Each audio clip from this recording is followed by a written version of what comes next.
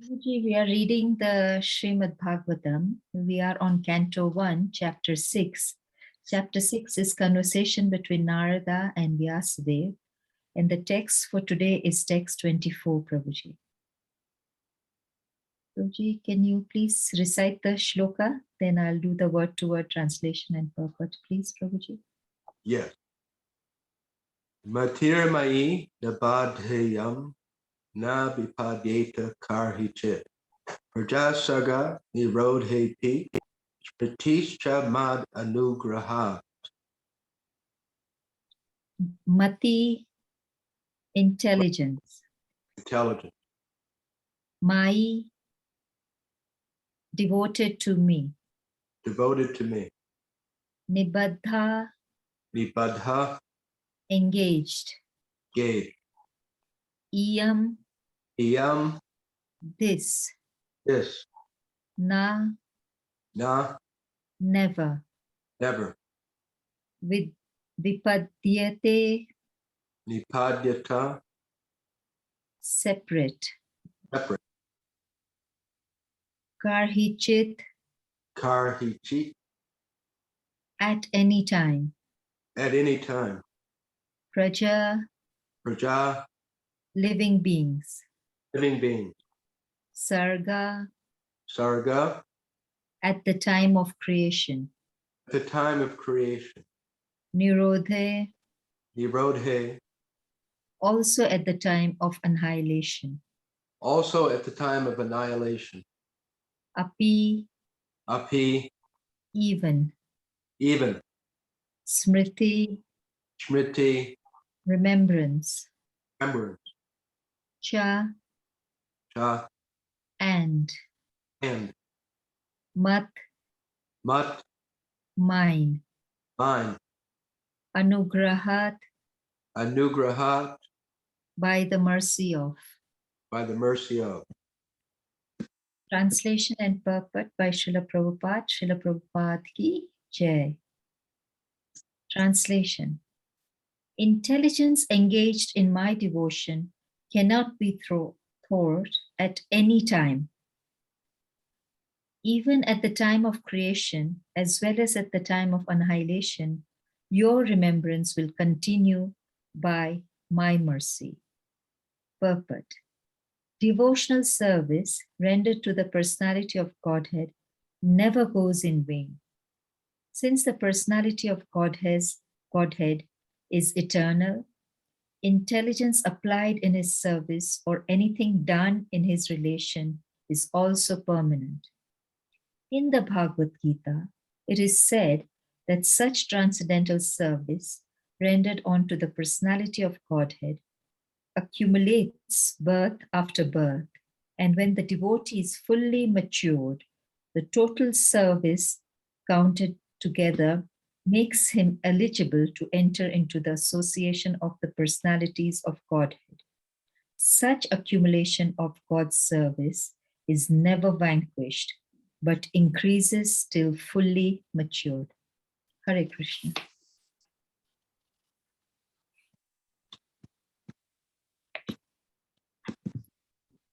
So did you have any thoughts or questions about what's described here, discussed here?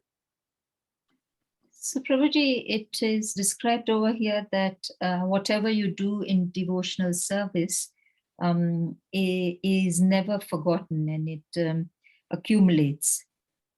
So and I think there was a shloka in the Bhagavad Gita to the same effect, but I don't remember which one it was.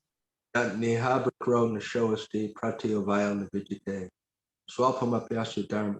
verse. Yes. That having begun, it is never stopped. There is no loss or diminution. Yeah. I think it's in the second chapter, the last third of Bhagavad Gita.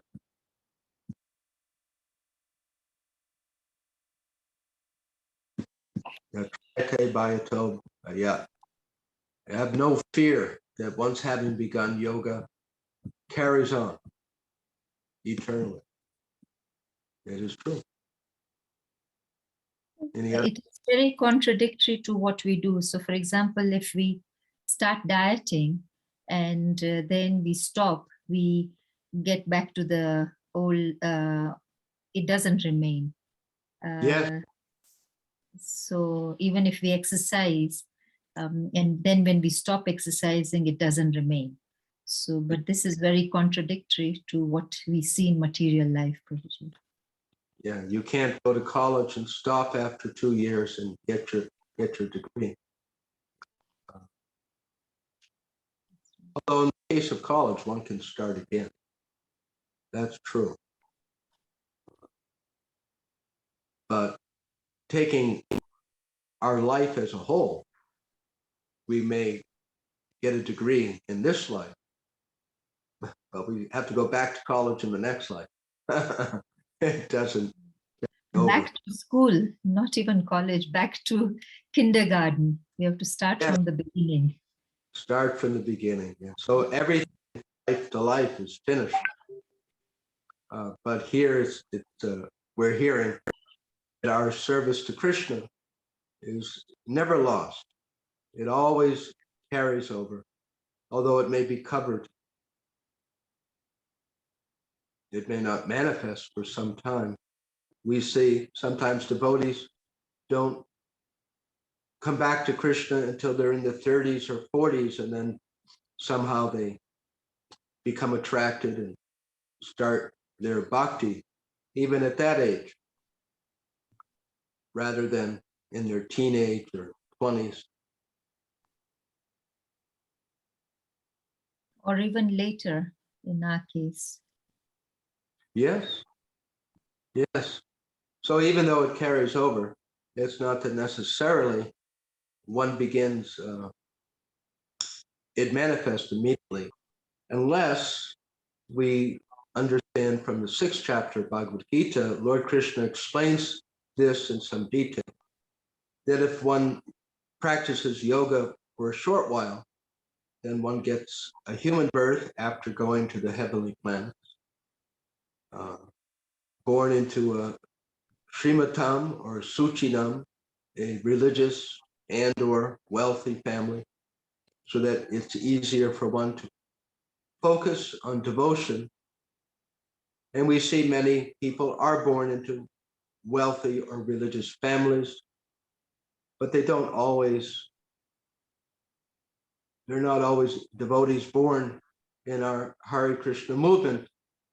Children, they don't always become very strong devotees immediately.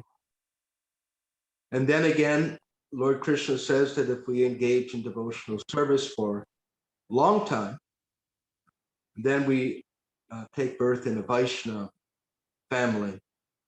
And usually in those instances, we do manifest devotion to Krishna early. So it depends upon the accumulation.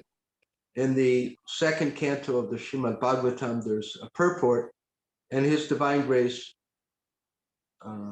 states that just like a wave crashes over one at the ocean, so at a certain point, our devotional service will be so accumulated that we will be carried forward almost by force, which is a very wonderful thing, to be picked up and carried in a wave of devotion to Krishna.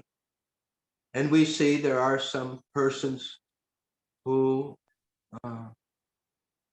come to the ISKCON movement or who are born into the Hare Krishna movement, and very quickly they manifest strong devotion. Some of the disciples of Srila Prabhupada, they manifested this even in their teens or early 20s.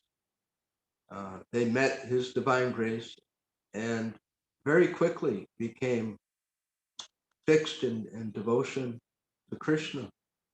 So this is because of what's described here, the accumulation. And it works the other way. Someone in this life who's dedicated to playing music and is very enthusiastic about that, then they're often born with musical attraction. And very quickly they become very expert at some musical instrument, or they become attracted to sports. It is said about certain leaders, prime ministers and presidents, that they felt, even as children, I'm going to be prime minister. It was their karma. They were wanting that in their prior life, and then in this life. So life to life, our desires carry over materially or spiritually.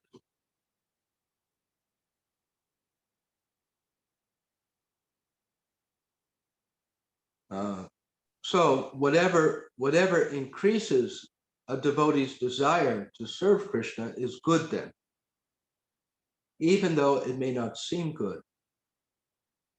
For example, for some reason, a devotee may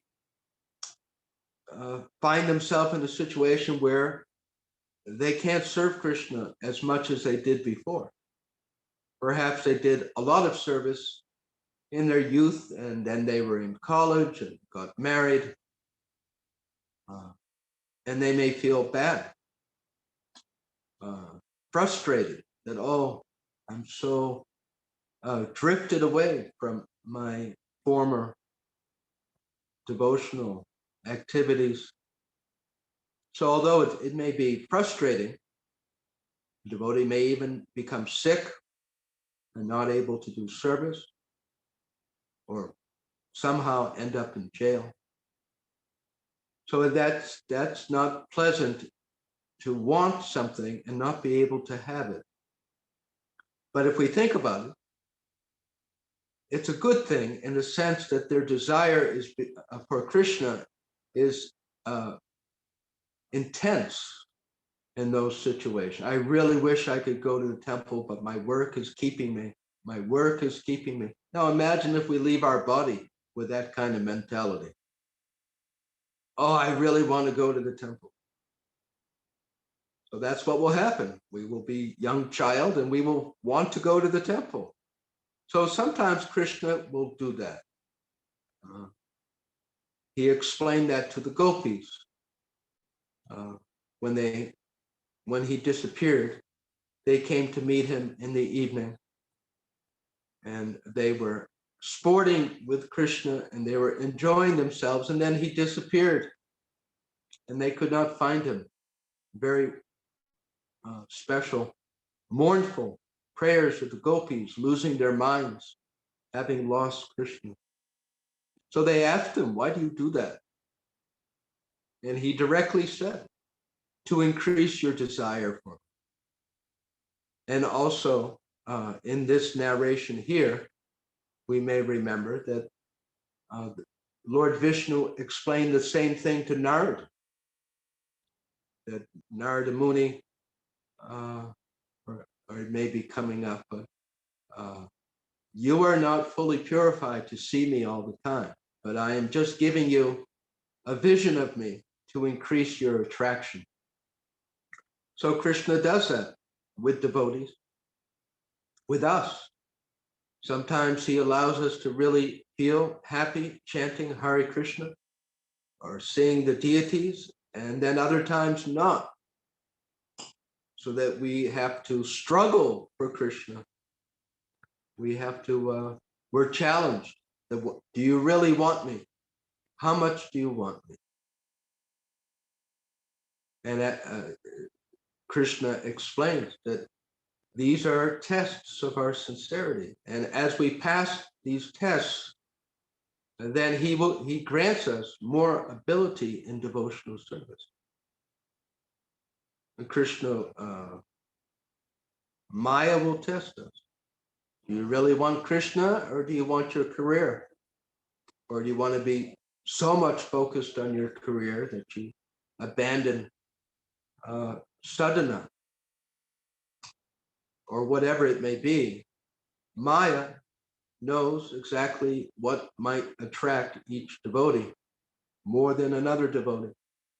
And so she tests And as we show Krishna by our determination, then number one, he will grant us freedom from such tests or less. And number two, he will grant us what we want, more inner enthusiasm for him. So we have to show Krishna, just like even in any workplace, the worker who shows that they're very dedicated to the company or the department and they work hard, they attract the attention of the managers that this person should be promoted because they have shown it by their actions. So it's the same with Krishna. He's aware of what we're doing, and as we set aside Maya's attractions for him, he sees that. Just like in the 10th canto of Srimad Bhagavatam, Lord Krishna tells us many times to his devotees, especially the gopis, because they are the supreme sacrificers for Krishna. They gave up everything, their reputation in the village. They were going to be talked about, people gossiping what they're doing with this boy.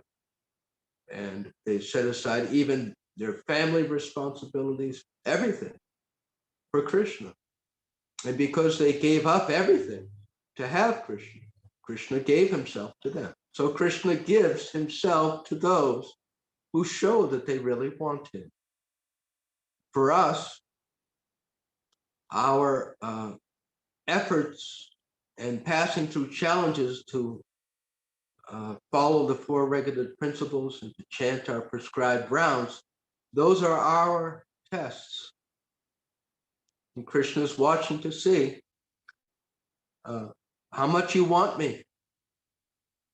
And it's not always easy to follow the four principles and the other practices.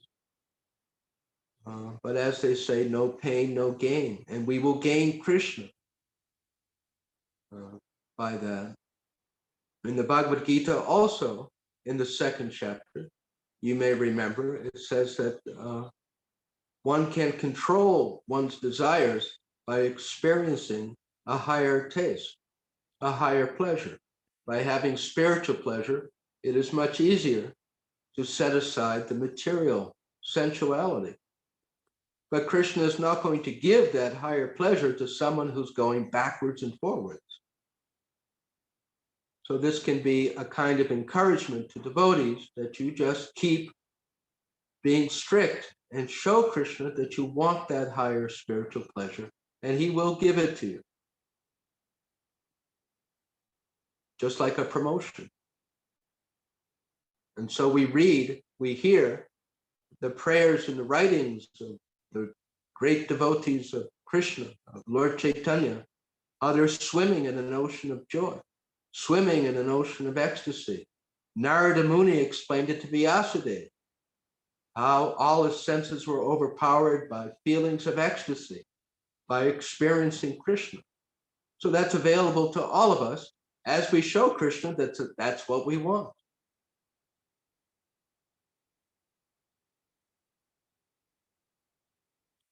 So what do you think? Any questions or discussion about this? This is our battlefield, and the prize is Krishna.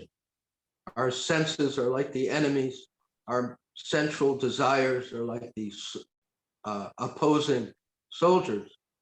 And we're in a battle. And we want to win for the prize of Krishna. It's not for nothing that we, the Krishna devotees, live the life that we do. The 6 Goswamis of Vrindavan, so many great devotees, even in other religions, they did not give up comfortable houses, jobs, to become mendicants or to become very renounced persons for nothing.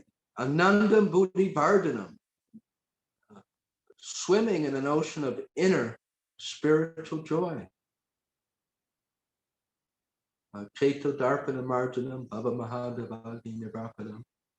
Anandam Buddhi Vardhanam, that by this chanting of some kirtan, one can experience Anandam Buddhi Vardhanam, an ocean of spiritual pleasure.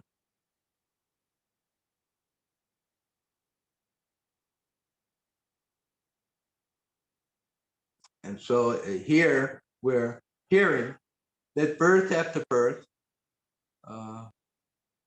year after year, we accumulate our devotional efforts, our devotional service, ultimately qualifying to go back home, back to the spiritual world.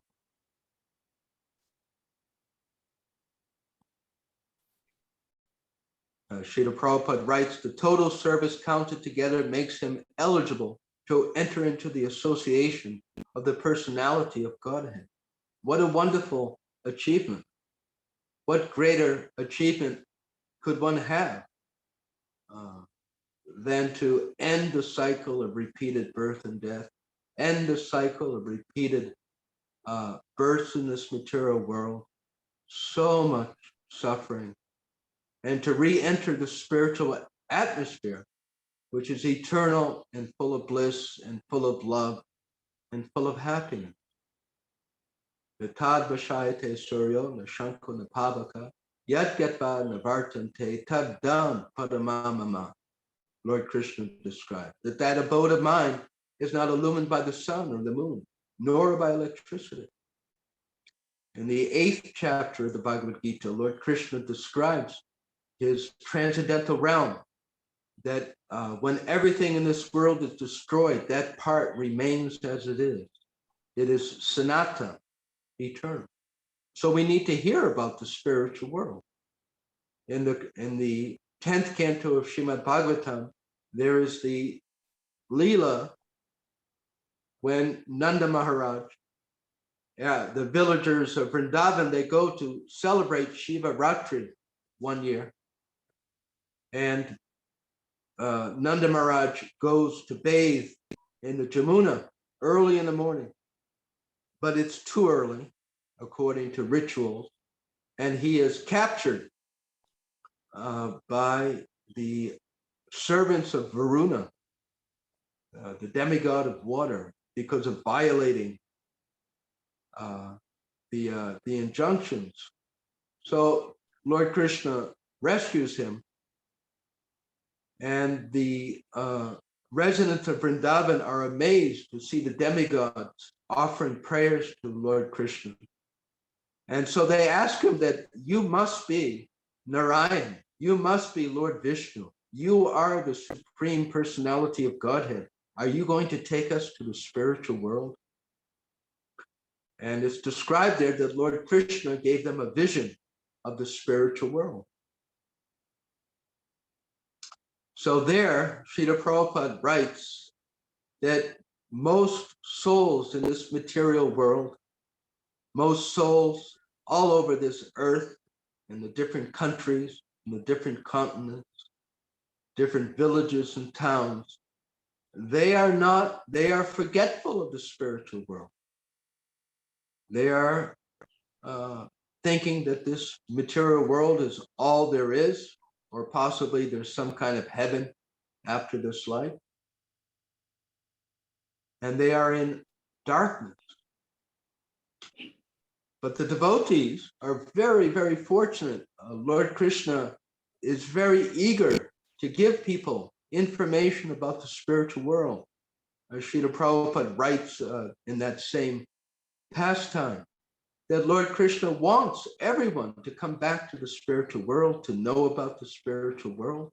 He manifests in this material world and sends his devotees to dispel this darkness of ignorance, which ruins our life, not remembering our home, not remembering who we are.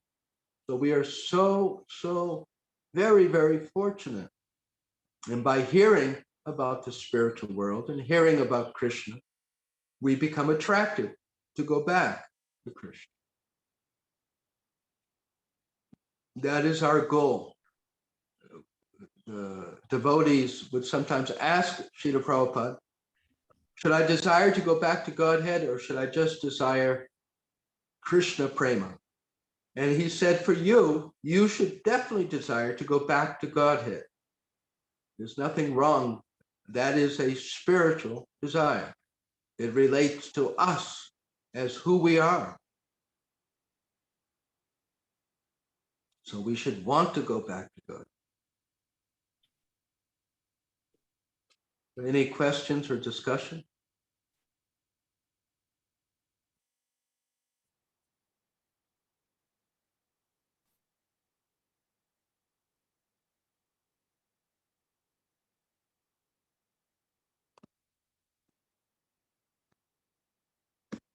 Prabhuji, there are no. Yes, Lakshmi Mataji, do you have a Hare question? Krishna. Hare Yeah, Krishna. Hare Krishna, Prabhu. Thank you so much for the session. Actually, I have one comment and one question also. The comment is, I think we can relate to the sixth chapter shloka also, right? Like in Bhagavad Gita, it said that even if you miss doing things in this birth, your next birth, you will get next birth to continue your bhakti from where you have left by being born to maybe in a well-versed family or in a transcendental family, right? So that's my comment. And my question is, I just want to confirm that you said that in the second canto of Srimad Bhagavatam, it is said that if we accumulate so much Shukriti, our bhakti, or we will be forced to move forward in our bhakti. Is this the statement correct? Did I catch your point properly? Yes, as if overcome by force. It's like a wave. Okay. Sometimes people are overcome by sinful desires, right? They get caught in the grip of some desire which is extremely hard to resist. So that's very horrible. But it's also possible to be so to have such intense desires to be a devotee and serve Krishna that they're also hard to resist. So that's very good. That we want. That is the higher stages of bhakti. The stages of bhakti that we first become interested and we associate with devotees, we start practicing, we become purified, our faith increases, our taste and interest for Krishna increases. That's ruchi. And then the stage after ruchi is ashakti, which means attachment.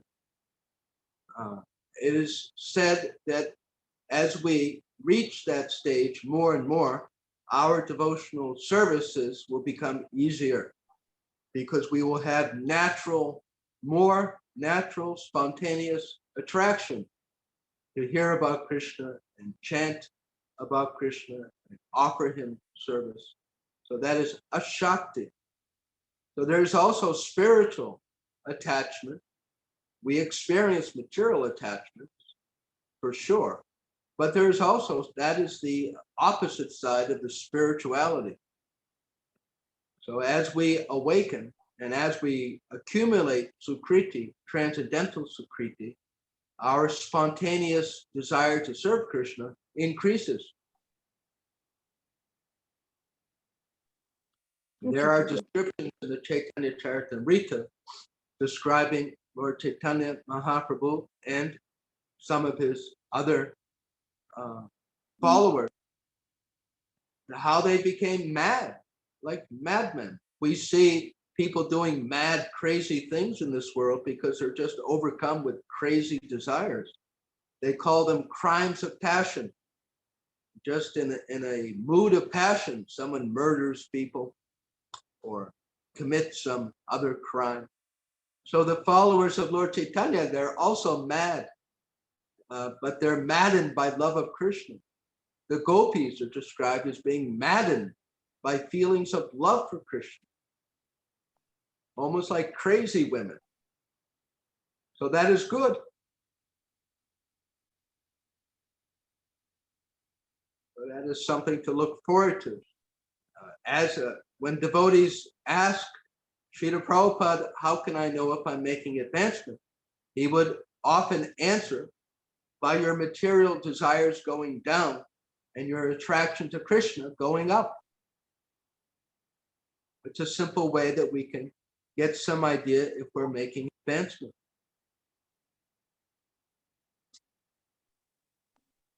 That greatly helps, Prabhu. Thank you so much. I have a follow-up question.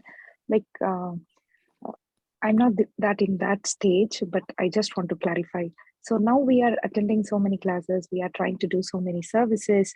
So in sometimes we might not be able to do as much as we think. So when we drop off some services, we really feel bad actually, right? I'm not able to do that. So how we should take it up? Now when things come on, we feel enthusiastic, we feel motivated. So we are moving more towards Krishna. But when something fall down, how we should take it forward so that we will be still be in the motivated stage. Hare Krishna. That's a very good question. And of course, we want to find the instructions of Lord Krishna in Bhagavad Gita. All of the instructions how we can be successful in devotional life generally are there in the Bhagavad Gita. Arjuna asked the same question in a sense. He said that the path of yoga is difficult. The senses are obstinate and difficult to control. So how does one become successful? And Lord Krishna says, by continuing to strive by right means and by practice. So we have to carry on. We have to carry on with the confidence that I will again experience what I experienced before, of an easier flow of devotional service or more opportunity. I don't know if you were present, but we were discussing much earlier that Lord Krishna sometimes puts the devotees in situations of separation from him, either separation by because it's under his control. He can make it so that we don't feel as attracted to him, or we don't feel as much spiritual pleasure serving him, or he can arrange it so we're not able to do some particular service and we feel separated. And Lord Krishna explains that he does that sometimes to see how much we want him, to show how much we want him, whatever the obstacle, and to increase our desire. We may get some job assignment for some time and we have to work extra hours. We're not able to get home and do bhajan or take care of our deity for some time, some days or some weeks, and we feel separation. I don't like this. I want to be able to do the service I did before when I got home at night. Or sometimes people have to work some odd hours and temporarily they cannot perform the same service, or we become ill and we can't do something. And then we really want it. So Krishna deliberately does that. We were discussing earlier that although it's not pleasant, all of these desires that we have, the good desires, the bad desires, they are noted by Krishna. And in our next life, we will be reminded. Just like now, sometimes we are like tapped on the shoulder by some desire. Oh, you wanted this, right? Here is your chance. And sometimes it's some not a good desire. But in the same way, Krishna will tap us on the shoulder. Oh, you wanted to serve me. There are the devotees.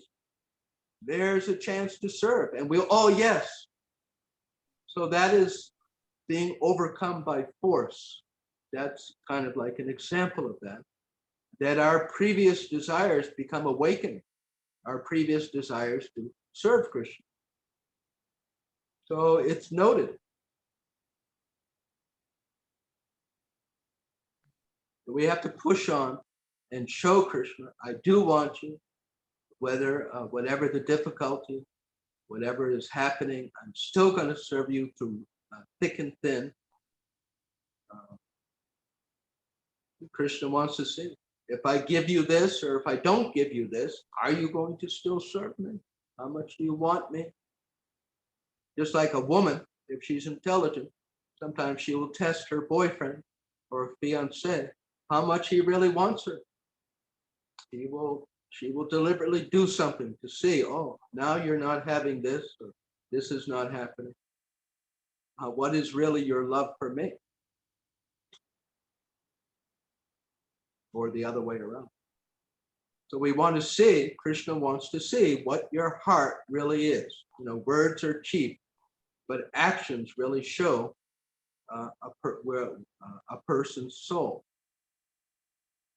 So we were discussing much earlier that therefore these four regulative principles, part of our thinking can be that it may be a little difficult to avoid certain foods or certain activities.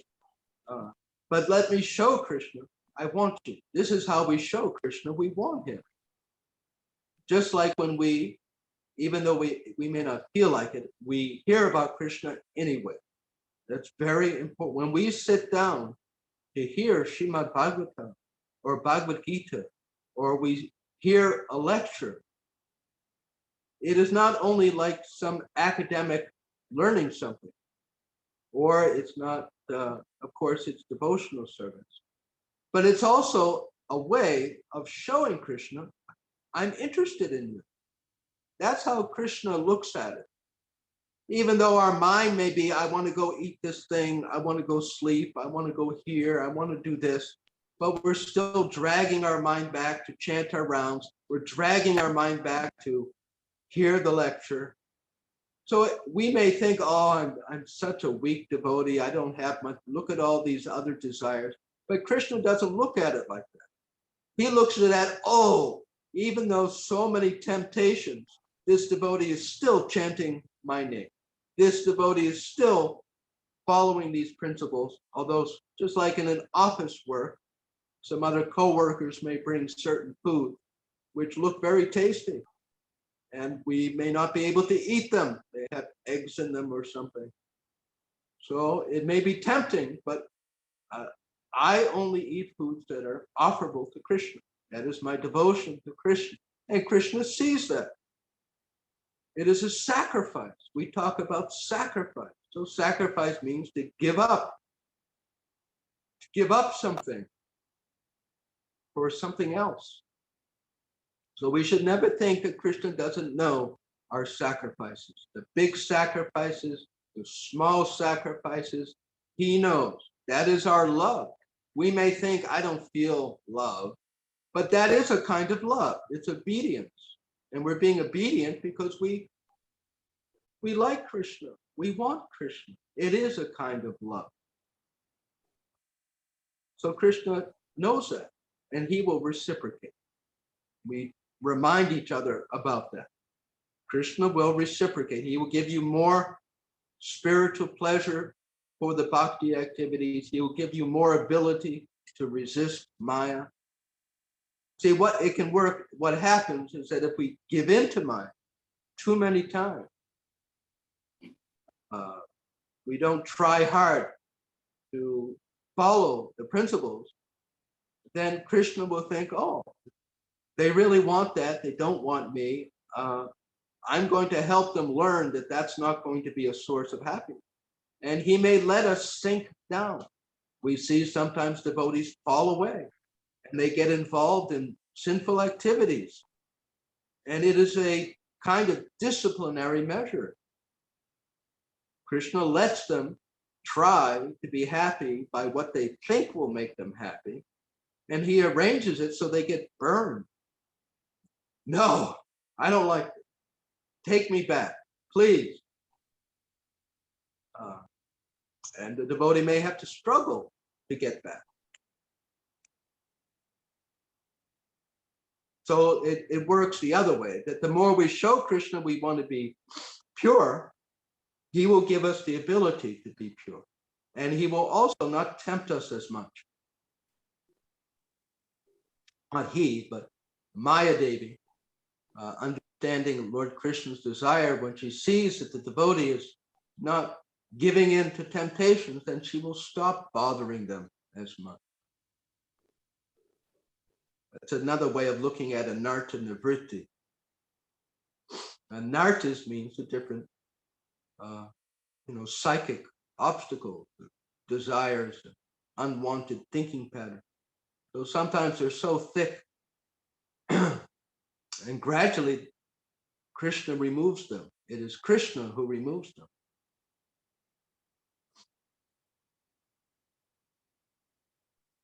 Great. Thank you, Prabhuji. Thank you so much for clarifying. Actually, I heard no pain, no gain, but maybe I didn't get the context properly.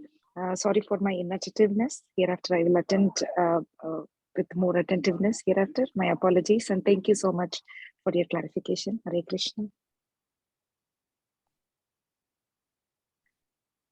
Hare Krishna. Are there any other questions? Prabhuji, I just would like you to repeat again, because again I was writing and I couldn't keep up. So this is a battlefield, and Krishna is a prize, and our senses are the enemies. And then you said something, and I didn't catch that. Yeah, the senses and the unwanted desires are the opposing soldiers that we're fighting against, and we want to win the prize of Krishna. We want to win this battle. So our process is part willpower and part the grace of Krishna. We cannot overcome Krishna. We cannot overcome unwanted desires and obstacles 100% by our own power. We certainly have some ability, definitely. So it's a combination of our own determination to resist just by willpower. I will not do that, even though it's so tempting, I just won't. Which is not always a fun thing to do. So we may, so it's good to understand some techniques. It is said that simply by willpower, that will not be, that often fails even for very advanced Ashtanga yogis, or there's different types of yoga. So there's some yogis who just by their mental power try to restrain themselves from material indulgences. And we do that also as bhakti yogis. We use our decision and our willpower that I will not do that thing. But it is pointed out by Srila Prabhupada that even very elevated yogis who have done that by just willpower for many, many, many years, sometimes they fall down anyway. And there are a couple of notable examples of great sages who, after long, long years of sannyas, they became householders again. And with all of that. So the point is that only willpower will not be successful. And our technique as bhakti yogas is very, very sublime, and it's practical, and it's a balanced method. And it's very important to understand it and take advantage of it. Our method as bhakti yogis, as devotees of Krishna, is a combination of our willpower and also diversion. Rather than simply holding back, I won't do it, I won't do it, I won't do it. Instead, we give our mind and body other things to do. Just like a child, it is usually easier on the parents and the child to say, rather than saying, no, don't do that, instead saying, I'd like, do this over here. I don't want you doing this, but do this over here, this other thing, to give them something else to do. Otherwise, if they're just standing in the corner, that is not the best method. So for us, for example, one of the prime and sublime means of our sense control is prasadam. Prasadam, the tongue. The tongue is described by Srila Bhaktivinoda Thakur as the most voracious and difficult to control. And all of our senses can be very voracious and difficult to control. It is pointed out that the tongue and the belly and the genitals, they're in one line. And if we can control the mouth, the tongue, the other parts will be far more easy to control. So instead of indulging in some sinful activities, smoking ganja or drinking liquor or unnecessary sexual activity, we offer Krishna some nice prasadam, some nice food stuff, and we eat and we taste. The tongue has 6 different tastes. There's so many hundreds and hundreds of different tasty foods. And so rather than indulge in some kind of sinful sense gratification, we indulge in transcendental sense gratification. So it is like diversion, and it works, especially as we practice it, that I'm going to be satisfied by satisfying my tongue by some taste. And also we have other senses. Our eyes want to see something pretty. Our ears want to hear something. So there's thousands of different bhajans and kirtans and styles of Krishna kirtan that one can listen to, many different styles. And so many videos of hundreds and hundreds of different temple festivals and videos about Krishna and movies about Krishna, movies about Lord Ram. So we divert. We want to watch something. We want to watch some action movie. So we can watch Mahabharata movie. We can watch Ramayana movie. There's lots of action and fighting in those movies. There's intrigue, there's romance, everything is there. So these are available in our modern time. Hundreds of hours of watching, and we can watch them again. So our method is that sometimes we just have to say no, and we just don't do something. And then we have added ammunition. We have another very powerful weapon for controlling our senses and our desires, which is diverting to something in the direction of Krishna.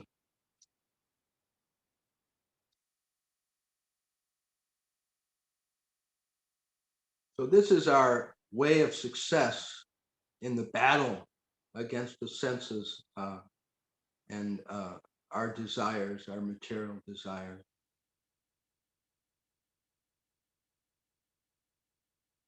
Thank you very much, Prabhuji, for that explanation.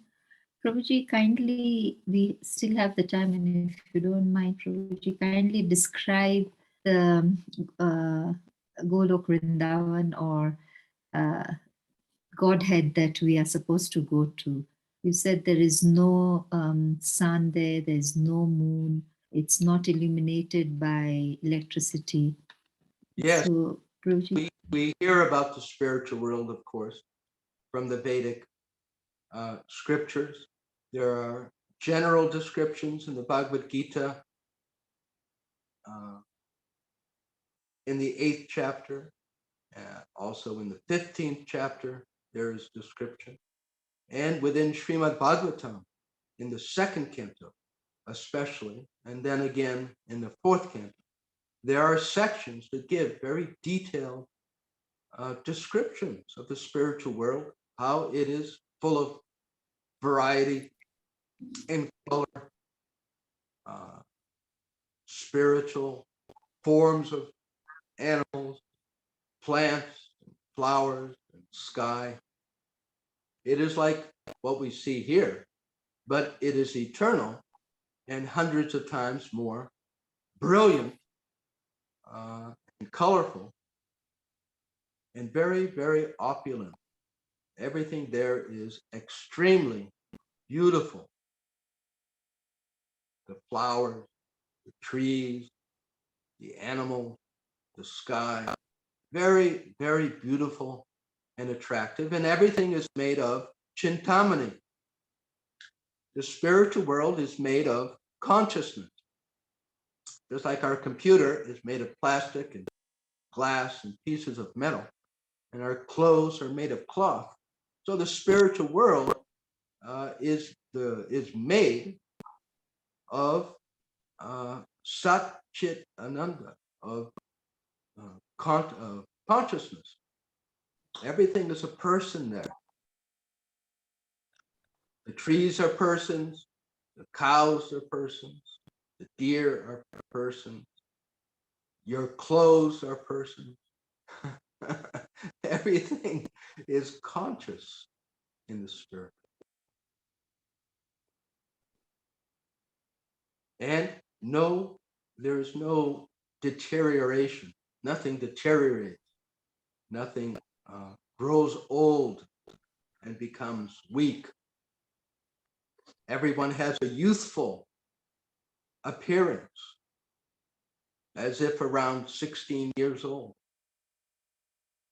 So these descriptions are there in the second canto. There's a whole chapter called The Kingdom of God, where it is described. So that is where we are going.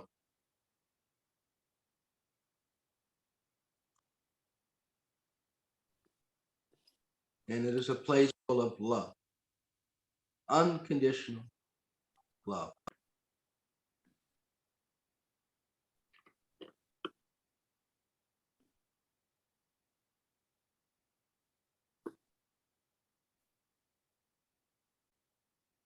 Hare Krishna. Thank you very much, Prabhuji, for showing us a glimpse into the spiritual world.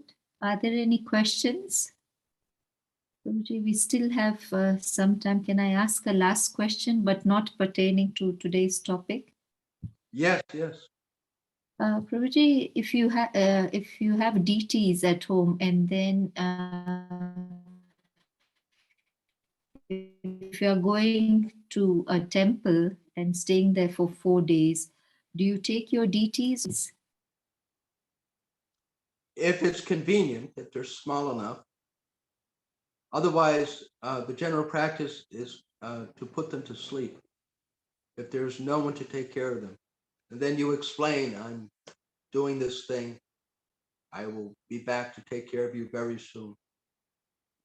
Please, may you take rest until I come back. You close the curtains or doors of the altar, and when you come back. So if you're going to stay in the temple, I heard somewhere that when you stay in the temple, you serve the deities in the temple and not Yeah. your personal deities. Yes, I was just going to say, yes, exactly that. Or you carry little photos so that you can be connected. That's a good idea, to take a small photo or see them on your phone, and then you remember them, and also serve the temple deities. You can also offer mental seva, one of the 8 bona fide ways of devotion is manasa seva, offering in our mind. We can offer even, yes, it could even be a regular practice, whatever we're doing. At some point in the day, we can offer flowers mentally, water and incense, some fruits in our mind. I'm not home, but I will do it from a distance. Krishna will accept. So that's when you are at the temple. But what when you go for a holiday? Do you carry? They are small, so do you carry them, or It will be acceptable and practical. Otherwise, same thing. Nowadays, we have phones, we have photos. And as I said, it is a matter of our individual devotion, but surely we can find 5 minutes a couple of times a day to meditate on them and offer them in our mind. Make some offering. We will feel happy. Krishna will feel happy. even if you went to the dham, you went to the jatra, you could still leave them at home and think of them while you are in the jatra. Yes, anywhere. Okay, thank you very much, Prabhuji. Are there any other questions or comments? There are no more questions or comments. Then can I request Peter Prabhuji, is it possible for you to end the session today? Hare Krishna. Hare Krishna. Thank you, Dina Shara Prabhu, for giving your time, and also the devotees for also sacrificing so much to be able to attend. And wishing everyone a great night ahead, and may we all take the words of these classes to heart and act on them, and may our devotion to Krishna increase, praying for his mercies and praying for all the Prabhu's mercies, long as Prabhupada's mercies and everyone. Thank you, Prabhu, and may I request all the devotees to may chant Hare Krishna for Dina Sharana Prabhu in glorification.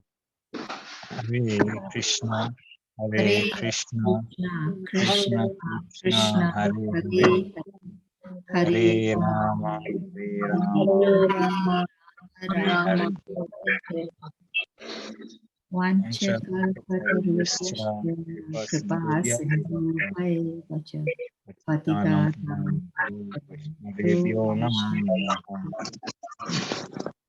Srila Prabhupada ki jai. Thank you for letting me be of service. Dina Sharana Prabhu ki jai. Ki jai. Hare Krishna. Hare Hare Krishna. Krishna. Thank you. Peter Prabhupada, blessings to all. Thank you. Same to you. Yes, Prabhu. See you next week. All right, Hare Krishna. Hare Krishna, Prabhu.